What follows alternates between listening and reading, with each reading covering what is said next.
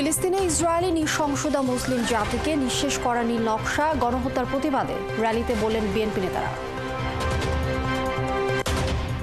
ক্ষমতায় গেলে বাংলাদেশকে মুক্ত অর্থনীতি দেশ করবে বিএনপি। 18 মাসে হবে 1 কোটি মানুষের কর্মসংস্থান, জানালেন দলের দুই শীর্ষ নেতা।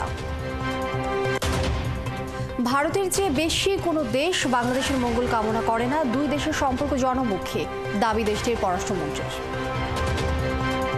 No country wishes Bangladesh well more than us. Bharat transshipment বাতিল করলেও সমস্যা হবে না, বিমানে পণ্য রপ্তানি করবে বাংলাদেশ, জানালেন বাণিজ্য উপদেষ্টা। আমরা আশা করি যে এই ম্যাটেরিয়ালটা আমরা নিজেরাই ক্যারি করার সক্ষমতা বৃদ্ধির মাধ্যমে আমাদের এই সমস্যার অতি দ্রুত সমাধান।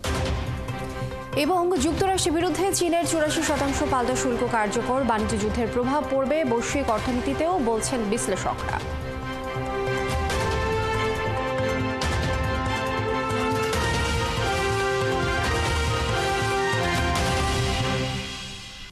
স্বাগত সংবাদ সংযোগে, সাথে আছে আমি লিনি আফরোজ। এতক্ষণ শুনছিলেন শিরোনামগুলো, এবারে বিস্তারিত।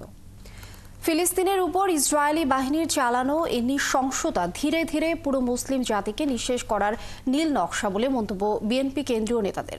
ফিলিস্তিনে গণহত্যার প্রতিবাদ আরও সংহতি জানাতে র্যালি পূর্ব সমাবেশে তারা এ মানবতা বিরোধী অপরাধের বিরুদ্ধে জোরালো অবস্থানে দাঁড়াতে জাতিসংঘ বিশ্বের ক্ষমতাধর মুসলিম রাষ্ট্রগুলোকে আহ্বান জানান দলটির নেতারা। শফিকুল হকের রিপোর্ট।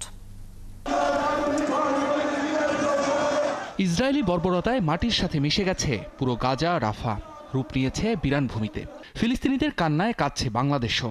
গণহত্যার প্রতিবাদ আর সংহতি জানাতে বাংলাদেশ জাতীয়তাবাদী দল বিএনপির এই র্যালি। হাতে ফিলিস্তিনির পতাকা আর গণহত্যা ও যুদ্ধবিরতি বন্ধের নানা স্লোগান সম্বলিত প্লাকার্ড নিয়ে ঢাকা মহানগর উত্তর ও দক্ষিণ বিএনপির এই কর্মসূচিতে যোগ দেন দলটির কেন্দ্রীয় নেতারাও। ইসরায়েলি পণ্য যে বয়কটের যে বিষয়টা, এটা আমাদের নৈতিক দায়িত্ব। বিশ্ব মুসলিম এক হয়ে ইসরায়েলকে ধ্বংস করে দেয়। আমরা আশা করছি মানুষের বিবেক জেগে উঠবে, মানুষের মনুষ্যত্ব ফিরে আসবে এবং মানুষ হবে। র্যালিটি শুরু হয় রাজধানীর নয়াপল্টনে দলের কেন্দ্রীয় কার্যালয়ের সামনে থেকে। কাকরাইল, মালিবাগ ঘুরে মগবাজার ও বাংলা মোটর হয়ে কারওয়ান বাজারে গিয়ে শেষ হয় এই আয়োজন। র্যালির আগে সংক্ষিপ্ত সমাবেশ হয় দলের কেন্দ্রীয় কার্যালয়ের সামনে। ট্রাকের উপর অস্থায়ী মঞ্চে বক্তব্য দেন কেন্দ্রীয় নেতারা। ফিলিস্তিনে যা হচ্ছে এটি মানবতা বিরোধী অপরাধ, এর বিরুদ্ধে পুরো মুসলিম বিশ্বকে এখনই সোচ্চার হওয়ার দাবি জানান তারা। আমরা বিশ্বের সব মুসলিম দেশগুলির প্রতি আহ্বান জানাই, ঐক্যবদ্ধভাবে এর বিরুদ্ধে প্রতিবাদ জানানো দরকার। মুসলিম বিশ্বের যেটা বিভক্তির কারণে ইসরায়েলের ফিলিস্তিনিদের উপর বেশি মাত্রায় নৃশংসভাবে করছে। এই মানবতা বিরোধী অপরাধে এখানে দেখা যায় শুধু জগন্নাথ, জাতিসংঘ, সহায় কারো কোনো কার্যকরী ভূমিকা। বিগত সরকারের সঙ্গে ইসরায়েলের সখ্যতা উঠে আসে কেন্দ্রীয় নেতাদের বক্তব্যে। আওয়ামী লীগের ইতিহাস হচ্ছে ইসরায়েলকে পরোক্ষভাবে স্বীকৃতি দিয়ে বাংলাদেশের পাসপোর্ট থেকে ইসরায়েলে যাওয়া বন্ধ করার যে নিষেধাজ্ঞা ছিল সেটা তুলে দিয়ে আওয়ামী লীগ ইসরায়েলকে পরোক্ষভাবে স্বীকৃতি দিয়েছিল। ওরা ধীরে ধীরে সারা বিশ্বের মুসলমানকে একসময় নিঃশেষ করে দেওয়ার চেষ্টা করবে।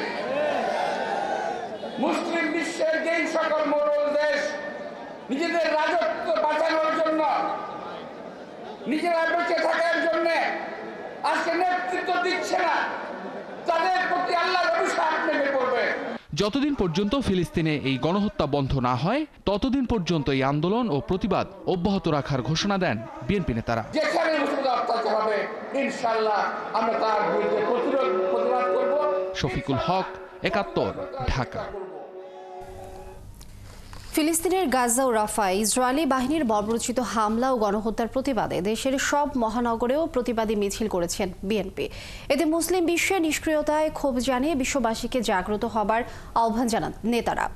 একই সাথে ইসরায়েলি পণ্য বয়কটের দাবি জানানো হয়। সহকর্মীদের তথ্যছবিতে প্রতিবেদন।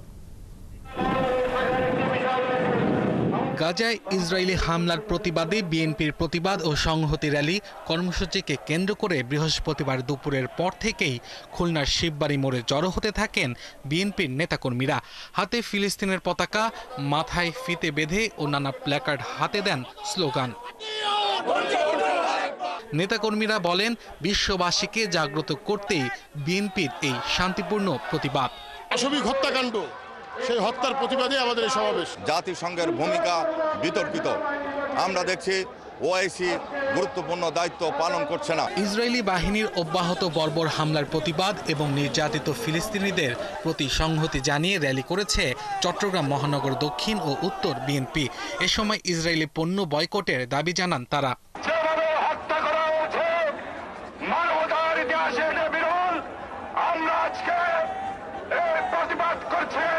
রংপুর নগরীর গ্র্যান্ড হোটেল মোড় থেকে র্যালি বের হয়ে টাউন হলে গিয়ে শেষ হয়। নেতারা জানান, বিশ্ব জনমত গড়ে তুলতেই বিএনপির এই উদ্যোগ। আমরা মনে করি এই ইসরায়েলি বর্বরতা হামলার এই নিন্দা করি এবং অবিলম্বে এই হামলা বন্ধ করার দাবি জানাচ্ছি। ফিলিস্তিনিদের প্রতি সংহতি জানিয়ে বরিশালেও বিএনপির র্যালি হয়েছে। এতে অংশ নেন ছাত্রদল, যুবদল সহ বিভিন্ন সংগঠনের প্রতিনিধিরা।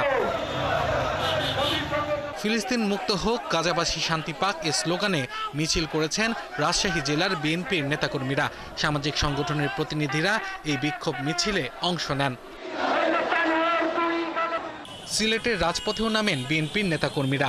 তারা দ্রুত ফিলিস্তিন ও ইসরায়েলের রক্তক্ষয়ী যুদ্ধ বন্ধ করার দাবি জানান। ফিলিস্তিনিদের পক্ষে বর্বরতার বিরুদ্ধে স্লোগান দিতে দিতে গাজীপুর শিববাড়ি মোড় এলাকায় আসেন বিএনপির নেতাকর্মীরা। র্যালিতে লোকারণ্য হয়ে পড়ে পুরো এলাকা। ফিলিস্তিনে নারী, শিশু ও সাধারণ মানুষের ওপর ইসরায়েলের চলমান সহিংসতার প্রতিবাদে নারায়ণগঞ্জের প্রতিবাদী র্যালি করেছে বিএনপি। কুমিল্লায় র্যালিতে বিএনপির নেতাকর্মীরা দলীয় পতাকার পাশাপাশি ফিলিস্তিনিদের পতাকা প্রদর্শন করেন। একই সঙ্গে তারা ইসরায়েলি পণ্য বর্জনের দাবিতে স্লোগান দেন। মুসলিম বিশ্বের নিষ্ক্রিয়তায় ক্ষোভ জানিয়ে ইসরায়েলের বিরুদ্ধে প্রতিরোধের আহ্বান জানান ফরিদপুরের বিএনপি নেতারা। আব্দুল মামুন, ৭১। তাৎক্ষণিক বিনিয়োগের চেয়ে বাংলাদেশে বিনিয়োগের পাইপলাইন তৈরির উদ্দেশ্যে করা হয় বিনিয়োগ সম্মেলন। ইতিমধ্যে দুটি কোম্পানি সহ বিভিন্ন দেশের বিনিয়োগকারীদের বাংলাদেশে বিনিয়োগে আগ্রহ দেখিয়েছে। তাই সম্মেলন পরবর্তীতে সময়ে বিনিয়োগে আগ্রহীদের সাথে ধারাবাহিক যোগাযোগ রক্ষার একটি রোড ম্যাপ তৈরি করবে বিডা। বিদেশি কোম্পানিগুলোর সাথে বৈঠক করার সুযোগ হওয়ায় ব্যবসায়ীরাও আশাবাদী বিনিয়োগের ভবিষ্যৎ নিয়ে। বিস্তারিত সুশান্ত সিনহা রিপোর্টে। বিনিয়োগ সম্মেলনের শেষ দিনের শুরুতে ডিজিটাল ইকোনমি ও পোশাক খাত নিয়ে বড় পরিসরে চলে দুটি আলোচনা। দেশি বিদেশি বিনিয়োগকারী, ব্যবসায়ী ও বিশেষজ্ঞদের আলোচনায় উঠে আসে বাংলাদেশের পণ্য রপ্তানির সম্ভাবনা ও করণীয় সহ প্রাতিষ্ঠানিক সংস্কার প্রসঙ্গ। ফরেন ইনভেস্টররা কিন্তু বাংলাদেশের কি আছে, কি জন্য এখানে ইনভেস্টমেন্ট করা উচিত, ওনারাই বলছে অ্যাম্বাসেডর হয়ে। সো এটাও কিন্তু একটা change, which is a big change. For example, young ওয়ানের যে মিউটেশনের যে প্রবলেমটা ছিল, খুবই দ্রুত সময় কিন্তু এটা করে ফেলেছে। তো এরকম এক্সাম্পল যদি আমরা আমাদের এনবিআর বলেন, পোর্টে বলেন, যে লজিস্টিক্সে, হ্যাঁ, স্পিড টু মার্কেট, এগুলো যদি আমরা ইমপ্রুভ করতে পারি তাহলে কিন্তু এটা ভালো হবে। ফেব্রুয়ারি মাসে আমরা ন্যাশনাল সিঙ্গেল উইন্ডো লঞ্চ করলাম। এই 7ই এপ্রিল পর্যন্ত সেখান থেকে আমরা 1,57,000-এরও বেশি আপনার লাইসেন্স সার্টিফিকেট ইস্যু করেছি এবং উই হোপ যে 31শে মার্চের মধ্যে আমাদের যে 19টা যে এজেন্সি যাদের সাথে আমরা কাজ করছি তাদেরকে সবাইকে আমরা অনলাইনে অনবোর্ড করতে পারবো। আমরা উই আর কমিটেড যে আমরা ইলেকট্রনিক কার্গো ট্র্যাকিং সিস্টেম চালু করব। সদ্য বাংলাদেশের নাগরিকত্ব পাওয়া কোরিয়ান ইপিজেডের প্রধান কিহাক সাং বলেন, সম্মেলনে আসা 35 জন কোরীয় ব্যবসায়ী পোশাক, প্রযুক্তি, নির্মাণ, অবকাঠামো সহ বিভিন্ন খাতে বিনিয়োগে আগ্রহ দেখিয়েছে। To invest in the country and including young one too. We are trying to make an all-out effort to promote Bangladesh. জলবায়ু পরিবর্তনের শীর্ষ ঝুঁকিতে থাকা বাংলাদেশের খাদ্য উৎপাদন ব্যাহত হওয়ার আশঙ্কা আছে। তাই কৃষিতে উন্নত প্রযুক্তির ব্যবহার নিয়েও আলোচনা হয় সম্মেলনে। দেশ বিদেশ থেকে নতুন নতুন টেকনোলজি আসছে এবং ইনভেস্টর আসছে এখানে। তারা কিন্তু এই আপস্কেল টেকনোলজির কথা ভাবছে। তার কারণ হলো একসময় কৃষি কিন্তু একটা ভালনারেবল সিচুয়েশনে যাবে এনভায়রনমেন্টের কারণে। তখন কিন্তু আপস্কেল টেকনোলজি ছাড়া দেশে কৃষি উৎপাদন করা খুব ডিফিকাল্ট হবে। তখন একটা ভালো মার্কেট তৈরি হবে। এই আশা নিয়ে আমি মনে করি যে আমাদের দেশে ভালো ভালো ইনভেস্টর আসবে। 4 দিনের সম্মেলনে যোগ দেওয়া 450 বিদেশি বিনিয়োগকারীদের সাথে ভবিষ্যতে যোগাযোগ রক্ষা করার একটি রোডম্যাপ হাতে নেওয়ার কথা জানালো বিডা। 4 ধাপে ওরা ইনভেস্টমেন্ট করে। আসলে প্রথমে ওদের আগ্রহ জন্মায়, তারপর আসলে আরেকটু ইনফরমেশন নেয়, তারপর এখানে এন্ট্রি করার চেষ্টা করে এবং ফাইনালি টাকাটা দিয়ে ইনভেস্ট করে। তো ওরা আসলে এখন প্রথম মূলত প্রথম ধাপে আছে। মানে প্রথম ধাপ থেকে ওদেরকে আমরা কিভাবে হাতে ধরে বাকি ধাপগুলো নিতে পারি, এবং এই জন্য একটি সার্টেন টাইমলাইন পর ওদের কাছে আমরা আবার গেট ব্যাক করব এবং চেষ্টা করবো ওদের সাথে কন্টিনিউয়াস কমিউনিকেশনটা রাখতে। 18 থেকে 24 মাসের একটা রোডম্যাপ আমরা বানিয়ে ফেলবো এদেরকে নিয়ে। সম্মেলনে কতগুলো প্রতিষ্ঠান কত টাকার বিনিয়োগ ও প্রতিশ্রুতি ব্যক্ত করেছে তা রোববার আনুষ্ঠানিকভাবে সংবাদ সম্মেলনে তুলে ধরবে বিনিয়োগ উন্নয়ন কর্তৃপক্ষ বিডা। সুশান্ত সিনহা, 71, ঢাকা। ভবিষ্যতে বিশ্ব বাণিজ্যে বাংলাদেশকে মুক্ত অর্থনীতি দেশ হিসেবে প্রতিষ্ঠা করবে বিএনপি। দূর করবে বিনিয়োগ সংক্রান্ত সকল জটিলতা, আর দেশি বিদেশি বিনিয়োগকে অগ্রাধিকার দিয়েই তৈরি করা হবে দেশের নীতি কৌশল। বাংলাদেশ ইনভেস্টমেন্ট সামিটে আসা বিনিয়োগকারীরা বিনিয়োগ নিয়ে বিএনপির ভাবনা জানতে চাইলে এমন কথা বলেন দলটির স্থায়ী কমিটির সদস্য আমির খসরু মাহমুদ চৌধুরী। বলেন, দেশের স্বার্থে বিনিয়োগ প্রশ্নে সবাই ঐকমত থাকবে। বিস্তারিত রিয়াদ সেজানের প্রতিবেদনে। বিশ্বব্যাপী বাণিজ্য যুদ্ধ, শুল্কের চাপ আর বৈশ্বিক অস্থিরতায় বিনিয়োগকারীরা নিজেদের প্রতিষ্ঠানকে রিলোকেটেড করতে চাইছে। ফলে নিরবিচ্ছিন্ন যোগাযোগ আর উদার বাণিজ্য নীতি আছে এমন দেশকেই খুঁজছেন তারা। বাংলাদেশের স্বার্থে অন্তর্বর্তী সরকারের বিনিয়োগ সম্মেলনকে স্বাগত জানায় বিএনপি। শুধু তাই নয়, বিনিয়োগ প্রশ্নে ঐক্যমত্যের কথাও জানালো দলটির স্থায়ী কমিটির নেতা আমির খসরু মাহমুদ চৌধুরী। সবচেয়ে প্রয়োজনীয় বিষয় হচ্ছে, যেটা আমাদের মাথায় রাখা দরকার, সেটা হচ্ছে দেশের স্বার্থে, জনগণের স্বার্থে যেই সব জায়গায় আমাদের ঐক্যমত থাকা উচিত, যেসব জায়গায় আমরা ঐক্যবদ্ধভাবে কাজ করা উচিত, তার মধ্যে অন্যতম একটি বিষয় হচ্ছে বাংলাদেশের বিনিয়োগ। এবং বিনিয়োগ ব্যতীত কোনো অর্থনীতি সামনের দিকে এগিয়ে যাওয়া সম্ভব নয়, সেটা দেশীয় বিনিয়োগ হোক অথবা বিদেশি বিনিয়োগ হোক। বাংলাদেশে 1 ট্রিলিয়ন ইকোনমির স্বপ্ন দেখছে বিএনপি। এই লক্ষ্যে বিডাকে আরও শক্তিশালী করবে জানিয়ে বিএনপির এই শীর্ষ নেতা বলেন, বিনিয়োগকারীদের সুবিধায় একজনকে ইনভেস্টমেন্ট ক্যাপ্টেন হিসেবে নিয়োগ দেবেন তারা। 30 দিনের মধ্যে ভিসা ও ওয়ার্ক পারমিট সংস্কার সহ বিনিয়োগকারীদের লাভের অংশ পাঠানোর জন্য একাধিক পরিকল্পনার কথা জানান দলটির নেতারা। বিডাতে আমরা ক্যাপ্টেন বলে, আপনার ইনভেস্টমেন্ট ক্যাপ্টেন বলে আমরা অনেকগুলো ক্যাপ্টেন আমরা দেব, এবং প্রত্যেকটা ইনভেস্টরের জন্য একজন ক্যাপ্টেন থাকবে, যে ক্যাপ্টেন তার বিনিয়োগ, আমাদের আগামী দিনের বিনিয়োগকারীর পুরো প্রজেক্ট A to Z এই ক্যাপ্টেনের দায়িত্ব থাকবে। অর্থাৎ বিনিয়োগকারীকে কোনো অফিসে যেতে হবে না, কোনো মন্ত্রণালয়ে যেতে হবে না, এই ক্যাপ্টেন এর দায়িত্ব হচ্ছে। এবং এই ক্যাপ্টেনকে কিন্তু টাইম বাউন্ড, এটা আমরা সময়সীমার মধ্যে তাকে শেষ করতে হবে। যেমন আপনার লাইসেন্সিং যত পারমিশন 1 সপ্তাহের মধ্যে, তাদের ভিসার পারমিশন 1 সপ্তাহের মধ্যে, ইত্যাদি ইত্যাদি একটা টাইম বাউন্ড আমরা করে দিচ্ছি, যাতে করে বিনিয়োগকারী কোথাও যেতে হবে না। এই উপমহাদেশে যখন কেউ ইপিজেডের কথা কল্পনাও করেনি, তখন 1980 সালে চট্টগ্রামে প্রথম ইপিজেড প্রতিষ্ঠার উদ্যোগ নেয় প্রেসিডেন্ট জিয়াউর রহমান। বিনিয়োগ নিয়ে বিএনপি যে একটি উদারপন্থী দল, সেটি উল্লেখ করে দলটির সিনিয়র এই নেতা জানান, ভবিষ্যতে বাংলাদেশে স্বায়ত্তশাসিত অর্থনৈতিক অঞ্চল গঠন করবেন তারা। থাকবে বিনিয়োগকারী সুরক্ষা আইন। আমরা সিরিয়াস ডিরেগুলেশন করব, সিরিয়াস লিবারালাইজেশন করব, এবং এর মধ্যে বিনিয়োগকারীদের সুযোগ সৃষ্টি করে দেওয়ার জন্য যত ধরনের সুযোগ সুবিধা, আমরা বাংলাদেশের অর্থনীতিকে একটা মুক্ত অবস্থায় নিয়ে যেতে চাচ্ছি। এবং তারা আসার পর থেকে, এয়ারপোর্টে নামার পর থেকে বিনিয়োগ, তাদের বিনিয়োগ করা এবং তারা প্রোডাকশনে যাওয়া পর্যন্ত এবং প্রোডাকশনের পরবর্তী সময়ে তাদের সকল সুযোগ সুবিধা যাতে ব্যাহত না হয়, এই জন্য আমাদের পরিকল্পনায় আমরা সব কিছু খুলে বলেছি। সাবেক এই বাণিজ্য মন্ত্রী জানান, বিএনপির শাসন আমলেই অর্থনীতির বড় ধরনের সংস্কার হয়েছে। 2006 সালে দেশের জিডিপি 6% ওপরে থাকলেও পরে তার ধারাবাহিকতা ছিল না। এবং আপনারা দেখবেন যত ধরনের সংস্কার হয়েছে, অর্থনৈতিক সংস্কার, প্রায় সবগুলো বিএনপির করা। রিয়াদ সেজান, 71, ঢাকা। ভারতের চেয়ে বেশি কোনো দেশ বাংলাদেশের মঙ্গল কামনা করে না বলে দাবি করেন ভারতের পররাষ্ট্রমন্ত্রী এস জয়শঙ্কর। তিনি বলেন, এটি ভারতের ডিএনএর মধ্যে আছে।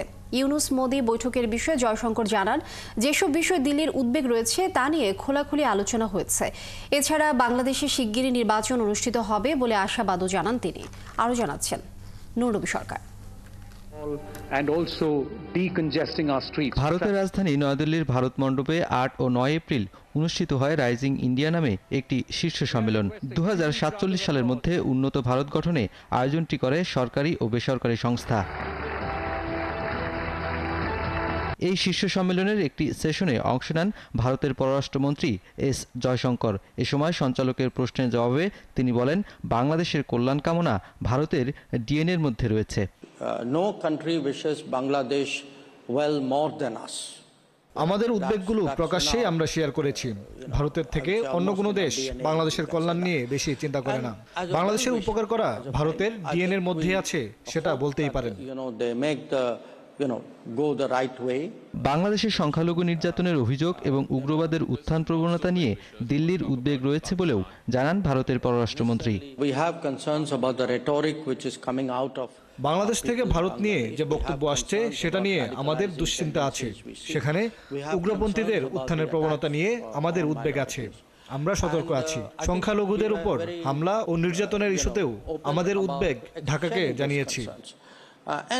দুই দেশের সম্পর্ক নিয়ে জয়শঙ্কর আরও জানান, সরকার থেকে সরকার নয়, জনগণের সাথে জনগণের সম্পর্কে বিশ্বাস করে ভারত।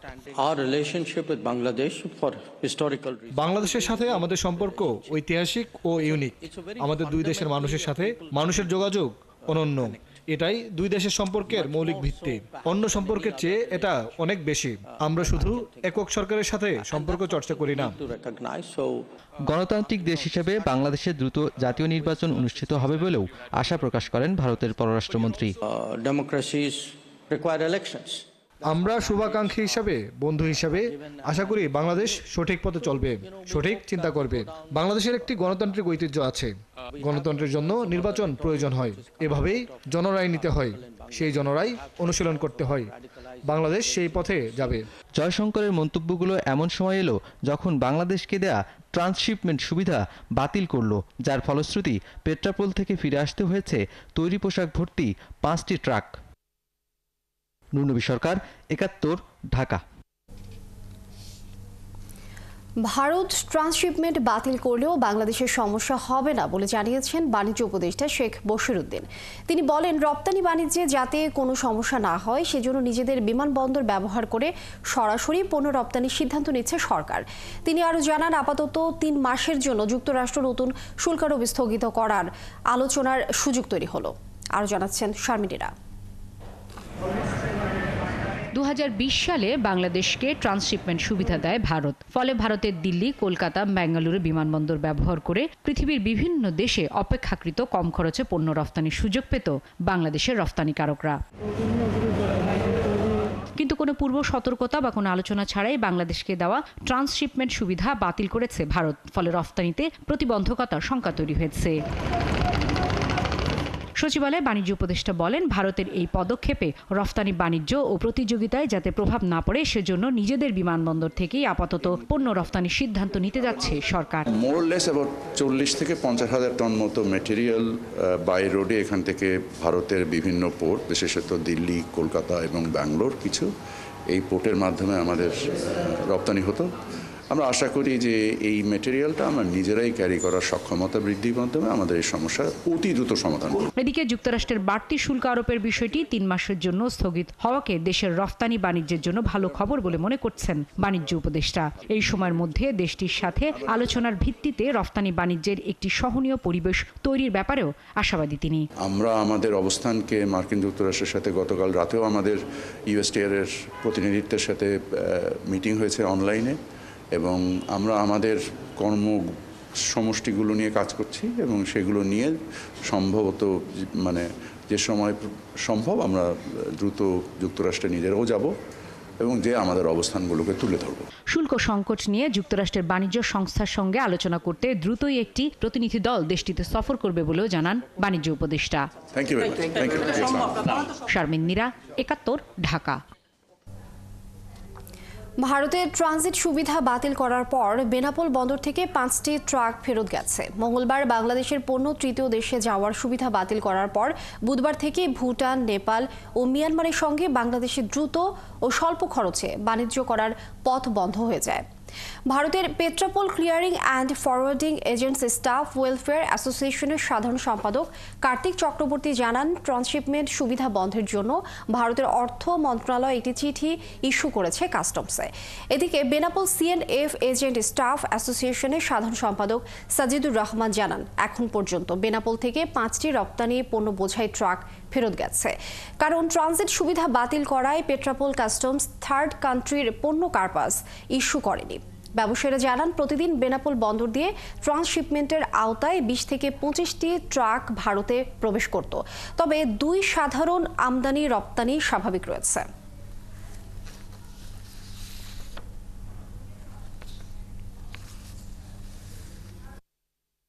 এখনো বেনাপোল বন্দরে একটি পণ্যবাহী ট্রাক দাঁড়িয়ে আছে রপ্তানির অপেক্ষায়, কিন্তু ভারতের পেট্রাপোল কাস্টম কর্তৃপক্ষ এই ট্রাকের কার্পাস ইস্যু না করায় ট্রাকটি রপ্তানি হচ্ছে না।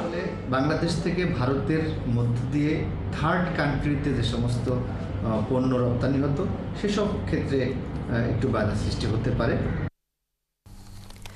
বাংলা প্রথম পত্র দিয়ে সারা দেশে শুরু হয়েছে এসএসসি ও সমমানের পরীক্ষা। 3715টি কেন্দ্রে এবার অংশ নিচ্ছে 19,28,970 জন পরীক্ষার্থী। পরীক্ষার প্রস্তুতি নিয়ে শিক্ষার্থীরা সন্তোষ প্রকাশ করলেও তুলনামূলক দেরিতে শুরু হওয়ায় কিছুটা অসন্তুষ্ট অভিভাবকরা। আর শিক্ষা উপদেষ্টা বলছেন, সামাজিক যোগাযোগ মাধ্যমে কেউ ভুয়া খবর ছড়ালে ব্যবস্থা নেওয়া হবে। আরও জানাচ্ছেন ফরহাদ ইবনে মালেক। জীবনের প্রথম গুরুত্বপূর্ণ বোর্ড পরীক্ষা, তাই প্রস্তুতির পাশাপাশি প্রত্যাশাও বেশি। সেজন্য পরীক্ষা শুরুর অনেক আগে থেকেই কেন্দ্রের পাশে ভিড় জমাতে শুরু করেন পরীক্ষার্থী, অভিভাবক সবাই। বেশ আগে চলে আসায় অনেকে কেন্দ্রের সামনেই সেরে নিলেন শেষ প্রস্তুতি। আশাবাদ জানালেন পরীক্ষা নিয়েও। ক্যান্ডিডেটই আসলে এক্সামের আগে টেনশন যত আগেই হোক যত পরে হোক সেটা থাকবেই। মনে হচ্ছে ইজি হবে, এখন দেখা যাক কেমন হয়। আমার মনে হয় ভালো প্রিপারেশন দিলে অনেক ভালো এক্সাম দেওয়া যাবে। মার্চ জুড়ে রমজান থাকায় এবারের পরীক্ষা শুরু হয়েছে বেশ দেরিতে, এতে কিছুটা অসন্তোষ জানালেন অভিভাবকরা। বিভিন্ন রাজনৈতিক কারণে, বিভিন্ন কারণে দেশের পরিস্থিতির উপর নির্ভর করে পরীক্ষারও তারিখ আকপিস হয়েছে। ফেব্রুয়ারিতে হতো ভালো হতো, কারণ আসলে ফেব্রুয়ারির পরে মার্চটা পুরোটাই রোজা গিয়েছে এবং রোজার কারণে বাচ্চাদের পড়াশোনাও একটু ঢিলেমি হয়ে গিয়েছিল। আমরা চাই যে দেশের যে পরিস্থিতি এর মধ্যে যেন পরীক্ষাটা সুন্দরভাবে সুষ্ঠুভাবে শেষ হয়। বেলা 11টায় পরীক্ষা কেন্দ্র পরিদর্শনে আসেন শিক্ষা উপদেষ্টা। এ সময় সামাজিক যোগাযোগ মাধ্যমে গুজব ছড়িয়ে শিক্ষার্থীদের উপর চাপ সৃষ্টি না করার অনুরোধও জানান তিনি। আপনি একটা জিনিস পেলেন, সেটা সামাজিক মাধ্যমে ছড়িয়ে দিলেন এবং সেটার দায়িত্ব অবশ্যই আপনাকে নিতে হবে এবং এর মাধ্যমে কিন্তু অনেক ক্ষতি হয়ে যায়। তো আমরা যে কোনো শুভবুদ্ধি সম্পন্ন মানুষকে, ব্যক্তিকে এবং যারা সামাজিক মাধ্যম করেন তাদেরকে আমরা বিশেষভাবে আবেদন করব আপনারা সেগুলো থেকে বিরত থাকুন। পরীক্ষা শেষে প্রথম দিনের প্রশ্ন নিয়ে নিজেদের সন্তুষ্টির কথা জানালেন এবারের পরীক্ষার্থীরা। এমসিকিউ আমার কাছে সহজই লেগেছে, এরকম কঠিন কিছু আসেনি, যা পড়েছি তাই এসেছে। মোটামুটি সহজই ছিল, কিন্তু আসলে যেগুলো আশা করেছিলাম আসবে সেখান থেকে আসে নাই, আর যেগুলো ভেবেছিলাম যে আসবে না সেখান থেকে আসছে। আশা করছি ইনশাল্লাহ গোল্ডেনটা এ প্লাসটা আসবে ইনশাল্লাহ। মোটামুটি কোয়েশ্চেন অনেক ভালো ছিল, আলহামদুলিল্লাহ পরীক্ষা অনেক ভালো হয়েছে। বলতে গেলে যেগুলো এক্সপেক্ট করছি ওগুলো তো আসে নাই, বাট যা আসছে হ্যাঁ ইনশাল্লাহ কমন পেয়েছে, ভালোভাবে দিচ্ছি সব। আমরা আশা করি গোল্ডেন এ প্লাস। বাংলা প্রথম পত্র দিয়ে শুরু, 13ই মে বাংলা দ্বিতীয় পত্রের মাধ্যমে শেষ হবে এবারের এসএসসির লিখিত পরীক্ষা। প্রথম পরীক্ষার মতোই শেষ পরীক্ষায়ও নিশ্চয়ই শিক্ষার্থীরা ধরে রাখতে চাইবে তাদের এই হাসি, এই উচ্ছ্বাস। ফরহাদ ইবনে মালেক, 71, ঢাকা। চৈত্রের তীব্র তাপমাত্রা পেরিয়ে স্বস্তি এসেছে বৃহস্পতিবার বিকেলের ঝড়ো বৃষ্টিতে। আবহাওয়া অফিস বলছে, মাঝারি থেকে শক্তিশালী বৃষ্টি বলয়ের আওতায় প্রবেশ করেছে দেশের আবহাওয়া পরিস্থিতি। এর ফলে দেশের 60 থেকে 70% এলাকায় আগামী 13 দিন বৃষ্টিপাত হওয়ার সম্ভাবনা রয়েছে।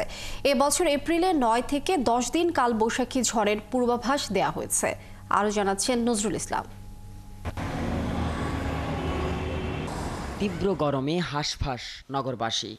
বেশ কয়েকদিন ধরেই তাপমাত্রার পারদ অতিক্রম করছে স্বাভাবিকের তুলনায় বেশি। বৃহস্পতিবার সন্ধ্যায় তীব্র এই গরম থেকে স্বস্তি এনে দেয় ঘন্টায় 60 কিলোমিটার বেগের ঝড়ো হাওয়ার সাথে বজ্রবৃষ্টি। ক্ষণিকের এই বৃষ্টিতে নগরবাসী যেন হাঁপ ছেড়ে বেঁচেছে। এদিকে বছরের উষ্ণতম মাস এপ্রিলে গড়ে 9 দিনের বজ্রবৃষ্টির সম্ভাবনার কথা জানিয়েছেন আবহাওয়াবিদরা। এই তাপপ্রবাহ থেকে রেমেডি অর্থাৎ পরিত্রাণের একমাত্র উপায় হলো বজ্রঝড় সংগঠিত হওয়া। এই ধরনের বজ্রঝড় এপ্রিল মাসে সাধারণত 9 দিন সংগঠিত হয় গড়ে। আমরা আশঙ্কা করছি যে এইবার 9 দিন প্লাস মাইনাস 2 দিন অর্থাৎ 8 থেকে 10টি বজ্রঝড় এই এপ্রিল মাসে সারা বাংলাদেশে সংগঠিত হতে পারে। 13 দিনের টানা বৃষ্টি বলয় 10 এপ্রিল থেকে 22 এপ্রিল পর্যন্ত সক্রিয় থাকবে। একই সাথে বজ্রপাতের সময় করণীয় দিক নির্দেশনাও দেন তিনি। সুতরাং এই বজ্রঝড়ের সময় কখনোই খোলা মাঠে থাকা যাবে না, কখনোই গাছের নিচে দাঁড়ানো যাবে না, শিলা বৃষ্টি যদি হয় শিলা কুড়ানোর নামে বাইরে যাওয়া যাবে না। যদি কোনো ইলেকট্রনিক ডিভাইস থাকে একে আনপ্লাগ করতে হবে। যদি আপনি পানির মধ্যে থাকেন তাহলে পানি থেকে ইমিডিয়েটলি বের হয়ে তাকে নিরাপদে ঘরে চলে আসতে হবে। আগামী 14 এপ্রিল রাজধানী সহ বেশ কয়েকটি অঞ্চলে ঝড়ো হাওয়া হওয়ার সম্ভাবনা রয়েছে জানান তিনি। নজরুল ইসলাম, ৭১, ঢাকা। আন্তর্জাতিক প্রসঙ্গ। যুক্তরাষ্ট্র চীনের মধ্যে চলমান বাণিজ্য যুদ্ধ যেন আরও এক ধাপে এগিয়ে গেছে। এবার যেন সত্যি পিছু হটার কোনো রাস্তা নেই। পাল্টাপাল্টি শুল্ক আরোপ, একে অপরকে যুদ্ধ ঘোষণার সঙ্গে তুলনা আর একে অপরকে চূড়ান্তভাবে মোকাবিলার হুঁশিয়ারি পরিস্থিতিকে ঠেলে দিচ্ছে অনিবার্য বাণিজ্য সংঘাতের দিকে। বিশ্লেষকরা বলছেন যুদ্ধ দীর্ঘস্থায়ী হলে বৈশ্বিক অর্থনীতিতেও নেতিবাচক প্রভাব পড়বে। আরও জানাচ্ছেন মাহফুজুর রহমান। মার্কিন প্রেসিডেন্ট ডোনাল্ড ট্রাম্প শুরুতে চীনা পণ্যের উপর 20% শুল্ক আরোপ করলেও একে একে তা বেড়ে 125% দাঁড়িয়েছে। এর বিপরীতে মার্কিন পণ্যের উপর 84% পর্যন্ত শুল্ক আরোপ করেছে চীন। যুক্তরাষ্ট্রের এ ধরনের একতরফা শুল্ক বৃদ্ধিকে গুন্ডামি হিসেবে আখ্যা দিয়েছে বেইজিং। দেশটির বাণিজ্য মন্ত্রণালয় বলছে অতিরিক্ত শুল্ক আরোপ একটি ভুলের উপর আরেকটি ভুল, যা যুক্তরাষ্ট্রের একতরফা দমনমূলক আচরণকেই প্রতিফলিত করছে। আমরা পেছাবো না। চীন উস্কানিকে ভয় পায় না। এই যুদ্ধ যতই দীর্ঘ হোক আমরা কখনো আত্মসমর্পণ করব না। এরই মধ্যে যুক্তরাষ্ট্রের সাথে বাণিজ্য উত্তেজনার কারণে চীন তাদের অভ্যন্তরীণ প্রস্তুতি জোরদার করেছে। দেশটির শিক্ষা, সংস্কৃতি ও পর্যটন মন্ত্রণালয় যুক্তরাষ্ট্রের ভ্রমণ ও শিক্ষার ব্যাপারে নাগরিকদের সতর্ক করেছে। তারা বলছে যুক্তরাষ্ট্রের নিরাপত্তা পরিস্থিতি ও চীন বিরোধী আইনের কারণে ভ্রমণ ও শিক্ষা গ্রহণে ঝুঁকি রয়েছে। কারণ সম্প্রতি মার্কিন অঙ্গরাজ্য ওহাইওতে একটি বিল পাশ হয়েছে যেখানে বিশ্ববিদ্যালয়গুলোতে চীনের প্রভাব কমানোর উদ্যোগ নেওয়া হয়েছে। বিশ্লেষকরা বলছেন 125% পর্যন্ত শুল্কের কারণে চীনা কোম্পানিগুলোর পক্ষে যুক্তরাষ্ট্রে পণ্য রপ্তানি করে লাভবান হওয়া কঠিন হয়ে পড়বে। যেহেতু চীনের অর্থনীতি রপ্তানি নির্ভর, তাই এই অতিরিক্ত শুল্কের চাপ সামলানো দেশটির জন্য কঠিন হতে পারে। কারণ চীনের অর্থনীতি বর্তমানে মূল্য হ্রাস বা ডিফ্লেশনের মধ্যে রয়েছে। এই শুল্কযুদ্ধ চলতে থাকলে চীনের মুদ্রা ইউয়ানের মান আরও কমে যেতে পারে। তাই এই দুর্বল ইউয়ান অন্যান্য দেশের তুলনায় চীনা পণ্যকে সস্তা করে তুলবে। গত 19 মাসের মধ্যে ডলারের বিপরীতে ইউয়ানের মান সর্বনিম্নতে নেমে এসেছে। এত প্রতিকূল পরিস্থিতির মধ্যেও যুক্তরাষ্ট্রের পণ্যে শুল্ক কমাচ্ছে না চীন। আবার দুই দেশের মধ্যে আলোচনা শুরুরও কোনো ইঙ্গিত এখনো দেখা যায়নি। এই পরিস্থিতিতে বিশ্লেষকরা মনে করছেন শীর্ষ দুই অর্থনীতির এই বাণিজ্য যুদ্ধ দীর্ঘস্থায়ী হলে বৈশ্বিক অর্থনীতিতে নেতিবাচক প্রভাবের সম্ভাবনা রয়েছে। মাহফুজুর রহমান, ৭১। এবার খেলার খবর। আইপিএলে বাংলাদেশি নেই, পিএসএলে গেছে দুজন। তবে কি শুক্রবার থেকে শুরু হতে যাওয়া পাকিস্তান সুপার লিগে নজর দেবে টাইগার ভক্তরা? রাওয়ালপিন্ডিতে রাত 9:30টায় বর্তমান চ্যাম্পিয়ন ইসলামাবাদ ইউনাইটেডের বিপক্ষে নামবে রিশাদ হোসেনের লাহোর কালান্দার্স। টুর্নামেন্ট প্রিভিউ সাইফুল রূপকের রিপোর্টে। হেভিওয়েট কমেন্ট্রি প্যানেল বাবর রিজওয়ানদের বিপক্ষে নামিয়ে দিলেও হয়তো খেলা জমিয়ে দেবে পাকিস্তান সুপার লিগের ধারাভাষ্যকাররা। অথচ বিপিএলে ভালো মানের কিংবা নামী কমেন্টেটর দেখা যায় কালে ভদ্রে। কার্টলি অ্যামব্রোস, টিনো মায়োদের অদ্ভুত উচ্চারণ আর ধারা বিবরণী শুনে টাইগার ভক্তরা হাসে, ট্রল হয় চারপাশে। ফ্র্যাঞ্চাইজি ক্রিকেটে আইপিএলের পরেই যে পিএসএল জায়গা করে নিয়েছে সেটা বোঝা যায় তাদের দূরদর্শিতা আর পেশাদারিত্ব দেখে। শুক্রবার শুরু হচ্ছে 10ম আসর। 10কে রোমান সংখ্যা এক্স বলা হয়। সেই এক্সই ফুটে উঠেছে দৃষ্টিনন্দন ট্রফির বুকে।